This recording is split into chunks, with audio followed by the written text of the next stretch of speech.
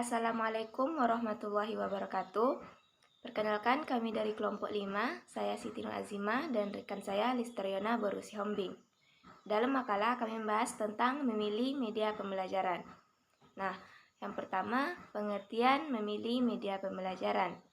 Nah, jadi media pembelajaran ini adalah sebagai alat bantu untuk berpotensi bagi para siswa. Dan juga media ini berasal dari kata etimologi yaitu medium yang artinya perantara atau pengantar. Sedangkan media adalah perantara atau pengantar pesan dari pengirim ke penerima pesan. Sedangkan menurut para ahli lain menggunakan istilah media pembelajaran sebagai teaching material atau instructional material yang artinya identik dengan pengertian keperagaan yang berasal dari kata raga, yaitu suatu benda yang dapat diraba, dilihat, didengar, dan diamati melalui indera kita. Selanjutnya materi yang kedua, pendekatan proses pemilihan media. Di sini ada dua pendekatan. Yang pertama, pendekatan pemilihan tertutup dan pemilihan terbuka. Pemilihan tertutup ini terjadi apabila alternatif media telah ditentukan dari atas, misalnya oleh Dinas Pendidikan, sehingga mau tidak mau jenis media itulah yang harus dipakai. Yang kedua, model pemilihan terbuka.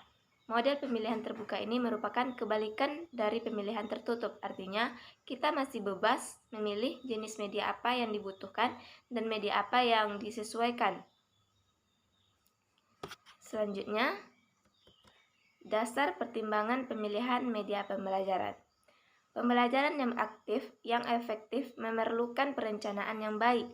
Media yang akan digunakan dalam proses pembelajaran itu juga memerlukan perencanaan yang baik. Nah, meskipun demikian, kenyataan di lapangan menunjukkan bahwa seorang pendidik memilih salah satu media dalam kegiatan di kelas ataupun pertimbangannya. Yang A, peserta didik sudah akrab dengan media itu.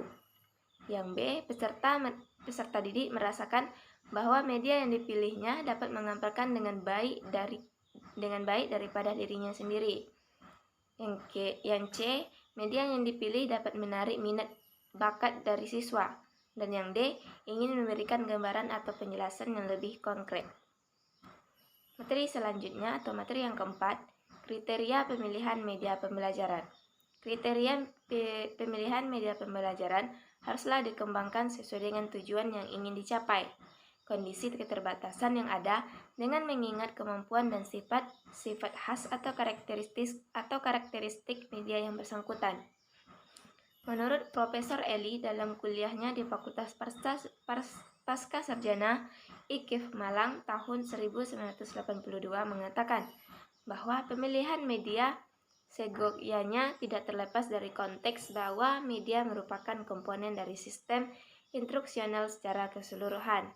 Nah, jadi karena itu, meskipun tujuan dan isinya sudah diketahui, faktor-faktor lain seperti karakteristik, peserta didik, strategi belajar mengajar, serta organisasi kelompok belajar. Memilih media pembelajaran hendaknya tidak dilakukan secara sembarangan, melainkan didasarkan atas kriteria tertentu. Kesalahan pada saat pemilihan, baik pemilihan jenis media maupun topik yang dimediakan, akan membawa akibat panjang yang kita tidak ingin diketahui di kemudian hari. Ada beberapa kriteria umum yang harus diperhatikan dalam memilih media pembelajaran. Yang pertama, kesesuaian dengan tujuan. Yang kedua, kesesuaian dengan materi pembelajaran atau juga disebut dengan instructional context. Yang ketiga, kesesuaian dengan karakteristik pembelajaran atau peserta didik. Dan yang keempat, kesesuaian dengan teori.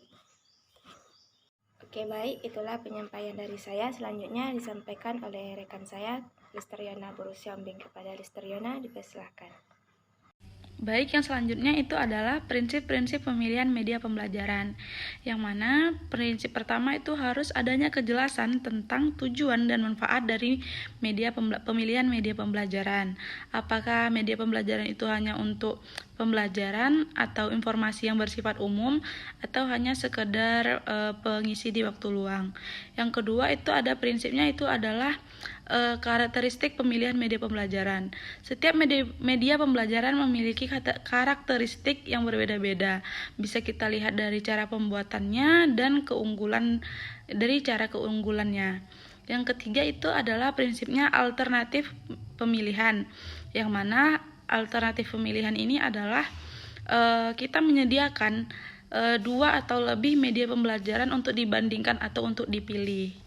Baik, yang selanjutnya itu adalah prosedur pemilihan media pembelajaran. Yang pertama itu ada kegunaan materi.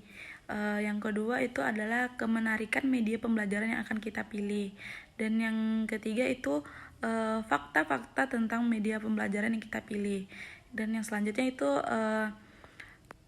tentang materi yang akan kita sampaikan di media pembelajaran yang kita pilih tersebut.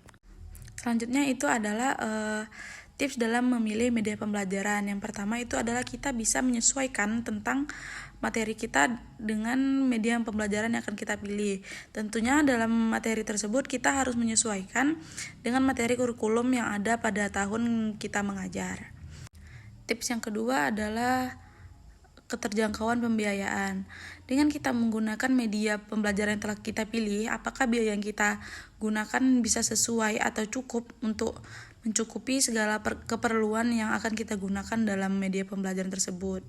Jadi media pembelajaran tersebut harus sesuai dengan ketersediaan pembiayaan yang kita punyai. Dan tips yang selanjutnya adalah ketersediaan perangkat keras dalam media pembelajaran.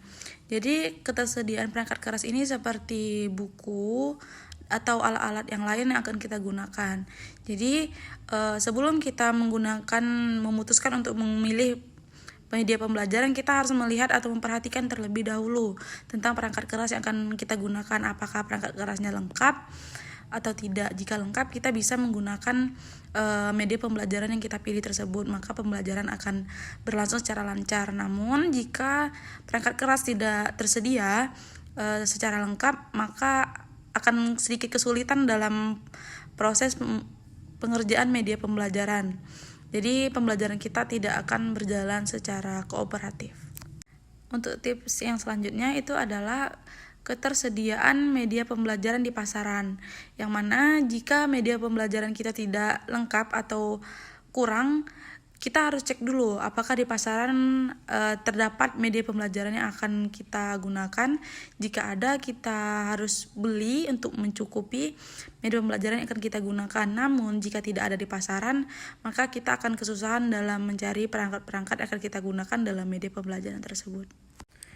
Dan yang terakhir itu adalah memanfaatkan media pembelajaran, yang mana aspek ini atau tips ini sangat perlu dalam kita memilih media pembelajaran.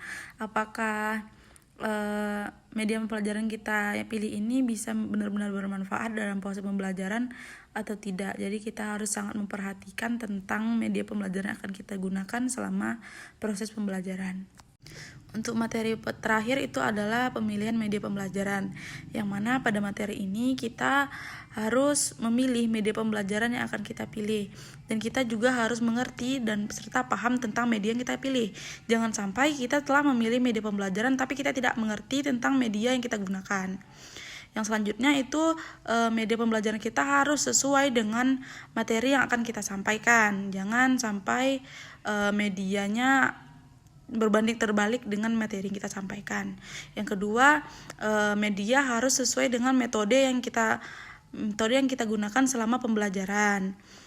Yang selanjutnya itu adalah media pembelajaran kita pilih harus sesuai dengan keadaan peserta didik. Jadi kita harus mengetahui bagaimana keadaan peserta didik kita sebelum kita memilih media pembelajaran. Apakah media pembelajaran kita itu cocok untuk kita gunakan dengan keadaan peserta didik kita.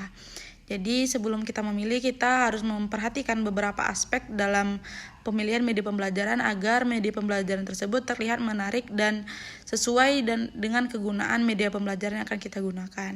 Baik, itulah materi dari kami kelompok 5. Saya ucapkan terima kasih. Assalamualaikum warahmatullahi wabarakatuh.